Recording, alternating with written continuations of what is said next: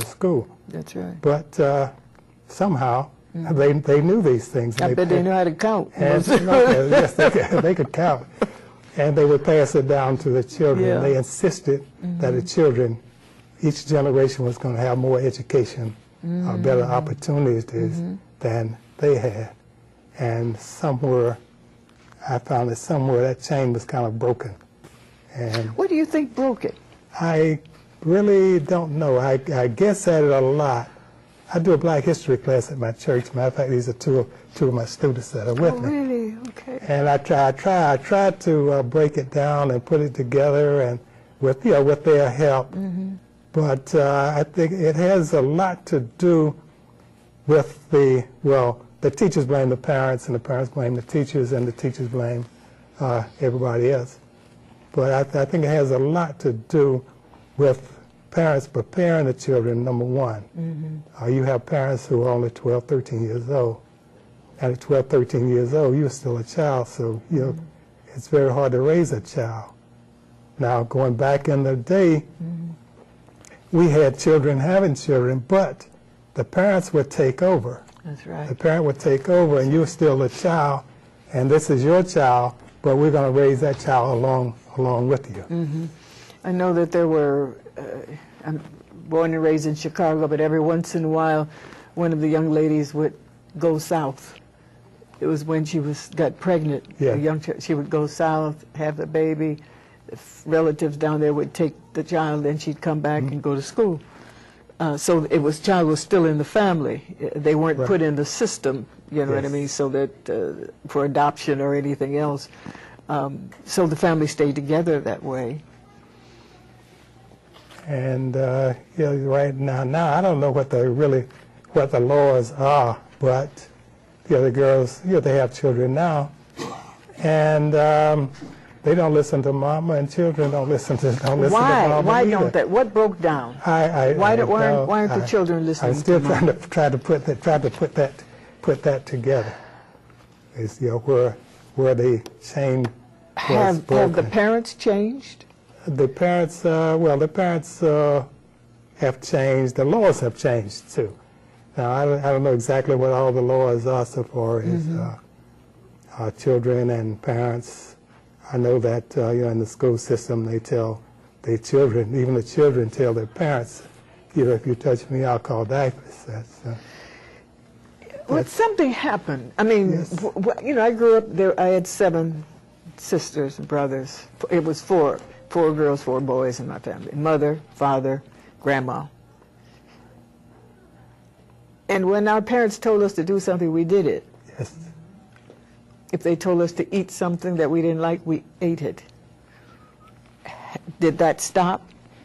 Or is it the outside world? Like, when I felt a difference when we got a television, first television came into being, and we saw people do things. As a matter of fact, speaking about going back to the other interview, the first time I saw somebody playing bongos, it was on television, and it was a little white boy playing bongos. You see? Right. But my brother, who saw that same show, was inspired. He became a drummer, but it was like somebody else's culture. I went to a Catholic school, and the nuns. At one point, I came in. I was walking down the hall with my little brother, and I had my arm on his shoulder. And the nun stopped and screamed, "Take your arm off of that boy's shoulder." I said, "This is my brother." Yes. In my family, I was to take care of him.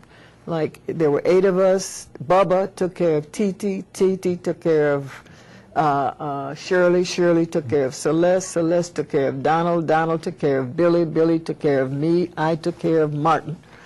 And so I was supposed to be taking him with my hand, and she went off threatening, saying that my parents obviously didn't know what they were doing, or they shouldn't have done that. Not only did she reprimand me, but she took me into the classroom, had me put my hand out, and gave me the ruler treatment. I'll never forget that. But what she was doing was undermining the authority of my mother, of my parents. And so in little ways, she also, when I came to school once after having been sick, there was a little something called acidity. Have you heard of that? Yes. It's a medicine. It doesn't smell very well, but Yeah, my mother would give it to us. Yes. And she had put it in something and had it around my neck. And when I went to school, the nun again went off and said, "What is that?" I said, I had a cold or something, and my mother, "Take that off, don't you ever." She went off, called my mother, and told her never to do that again. So in many ways, our culture is undermined. Yes, it is. And so when television came in, it was even more so. So I imagine that erosion of the relationship began at that, to a degree, began at that time, or was impacted by that thing in our house, which was giving us other information about our children.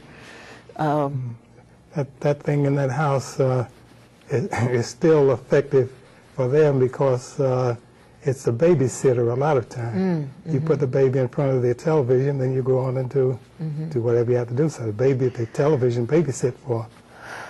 Well, are you still teaching? Are you still working? No, I work for in security for the school system. For the school system. Yes. And you see them in the halls. You see the behavior. I see them coming in. I see the parents bringing them in, and I figured maybe, just maybe we can kind of using your book. Go back and bring some of those values. Yeah. So are there other security people in men? Yes, there's one man and 3 women in my school. Do you think you could make a difference in how you relate to them? If they try and put yes. Now there's one teacher who purchased a book, and she's using it in her classroom. Excellent. Very good. And but she won't. She can't let the authorities know that she is actually using it. And a lot of the children come by. I'm at the front desk, and they come by and they say, "Mr. Matthews, I like your book. I like your book." So naturally I asked them, where did you see it? I said, "Well, my teacher's reading it to us." Good. Well, that's good. That's a good step. Maybe more should do that. We have that problem here too in curriculum. There's we're supposed to teach to the test or teach what is set up, and a lot of it doesn't relate to us really. Right.